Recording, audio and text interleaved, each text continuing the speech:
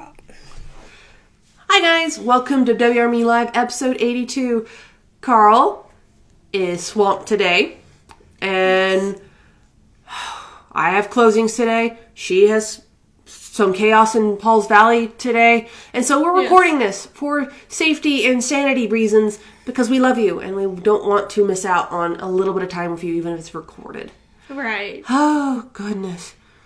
Our work week as far as the office has been relatively short thanks to Christmas, but it only has been short at the office. Everywhere else it's been a mile a minute, which is great. We got gobs of closings tomorrow. You're helping all sorts of people's issues down in Paul's Valley tomorrow. Yes. And it's great that we get to help people and that we're happy that we're busy. It's just I'm ready for my next 4-day weekend, please, if that exists, being a realtor. I don't think it's ever actually a true 4-day weekend unless we go somewhere where we have no cell reception. And even then, we check their email like every 30 minutes. And like, okay, I've got cell reception, time to check our emails.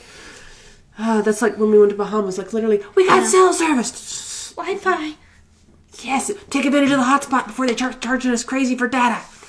So, you never truly Never really. Work. It just means we, get to do it in our jammies rather than fully gussed up, which is kind of nice. Like doing stuff on Christmas Eve, I was in my blue jeans. It was real nice not to have to wear my nice cardigan and have my hair all coiffed. It was just up there in a nasty little bun, and I'm fairly sure it was not the prettiest my hair I've ever been in, but I was getting stuff done in my blue jeans.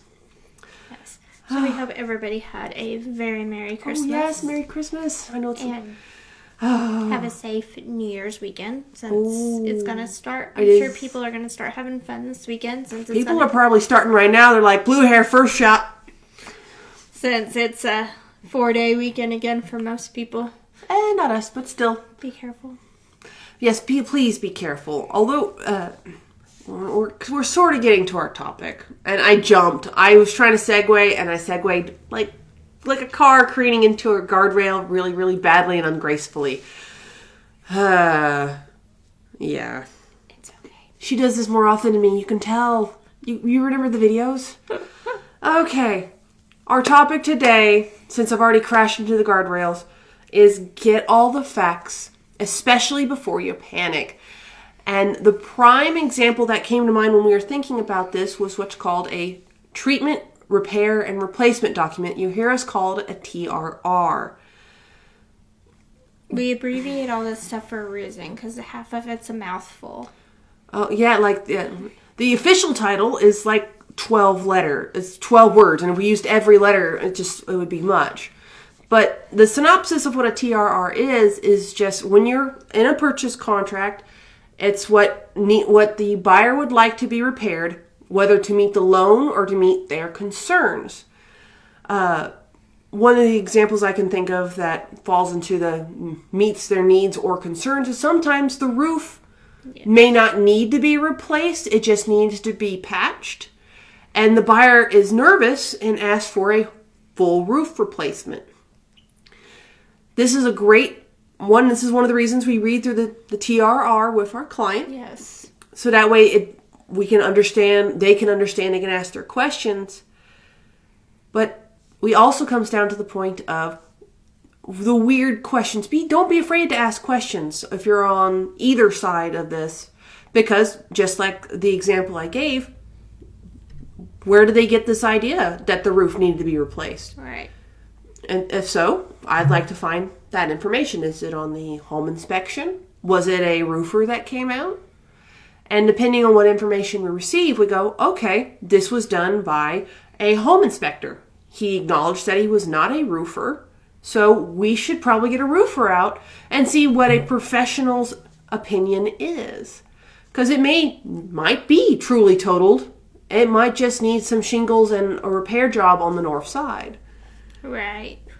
And this can fall into any instance: plumbing, electrical, foundation, any of the major stuff. If somebody comes in and says, we need the whole house rewired. We've had that.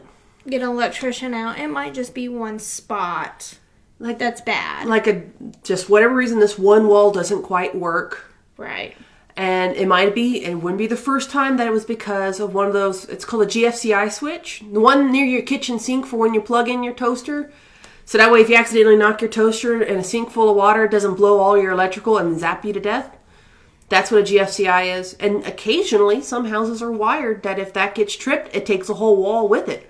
So a licensed electrician could come out and go, okay, does not need to be rewired. Let's just fix this GFCI, get you a brand new one. Far more affordable than whole house electric. Right. And you're still safe and sound. The actual goal the buyer's wanting. So pretty much you want all the facts, and sometimes that requires second opinions, maybe third opinions, depending on the situation, before you make a decision. And when we go over that TRR, you don't have to agree to repair everything. It's a negotiation. Yes. It's just the buyer would like X. And if it's important to the loan, I know many realtors will say, these items are FHA loan required per lender, this. Sometimes they don't clarify, but it's kind of nice when they do. Because then you're like, oh, I have to paint the eaves because flaking paint does not pass FHA. I should do that before the appraisal. And sometimes we know, like, if something comes in, we'll be like, oh, we'll let the sellers know we need to do X because the appraiser will ding that one also. Like flaking paint or, exposed wiring or whatever it may be. We can say this will get dinged. We might as well go ahead and fix it and get ahead of the game. Yep. And that goes to we'll go into a topic in this coming spring about how getting a pre-home inspection can be beneficial, but we'll kind of skirt around that. But whether it is listing your house, doing a TRR, or just buying a house, don't let some of these things that you may not have all the information cause panic. Because it wouldn't be the first time that someone sees a watermark on the ceiling and they start to panic because, right. Oh, I love this house, but is there a leak? Oh my gosh, is there a leak? I don't want to buy a house with a leak. And I'm your realtor. Let me call Erin, the listing realtor. So I talked to her, and it turns out that was from last year. They have the insurance invoice proving that it was repaired, that it was paid for. They just never got around to painting it. Or it could have been a drip pan leaking on an AC unit, or it could be any instance. We've even had an instance where a water leak was caused almost to the middle of the house, caused to a weird eave. The wind hit it just right, that it was like 1 in a million shot, that the rain goes under the eaves and follows what was underneath the secondary roof was the original roof before they did an add-on, and it was going up to the under roof and then dripping down the side of the internal roof.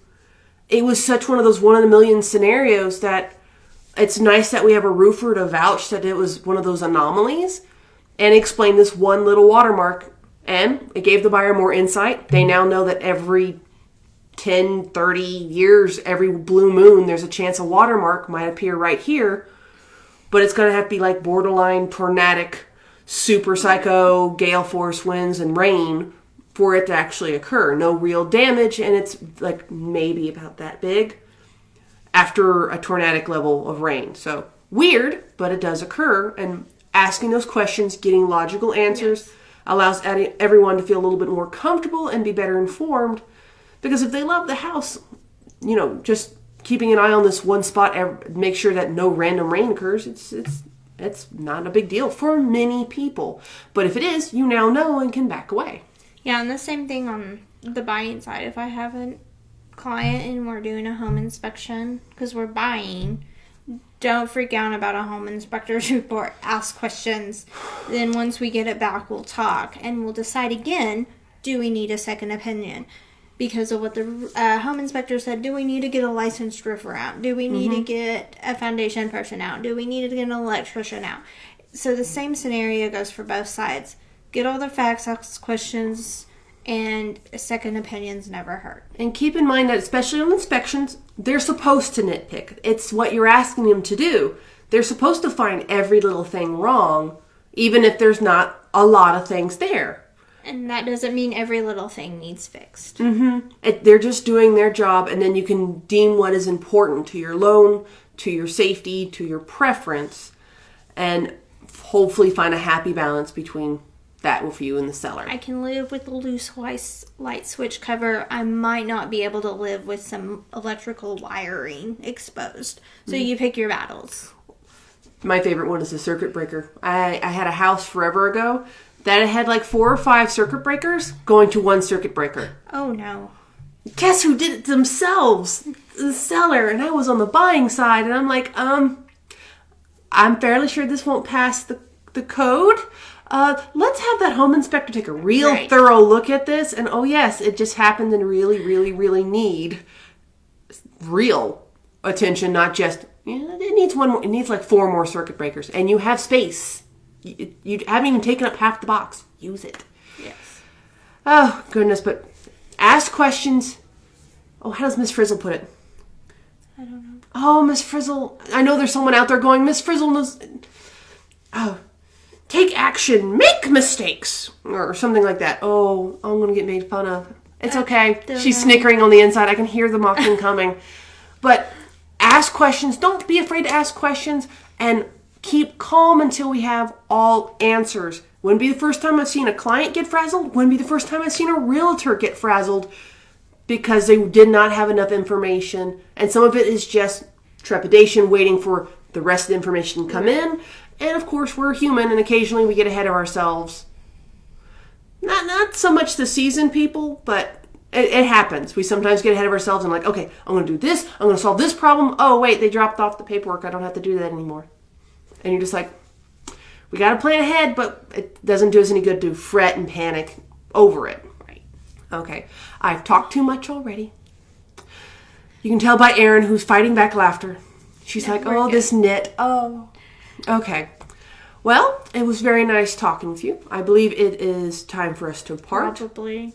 Let's see if I can get it right, Carl. I know you're going to call me on this one. Has it wrote down? Is it wrote down? Right there. Okay. Weichert Realtors Main Edge, where we do real life, real world real estate every day.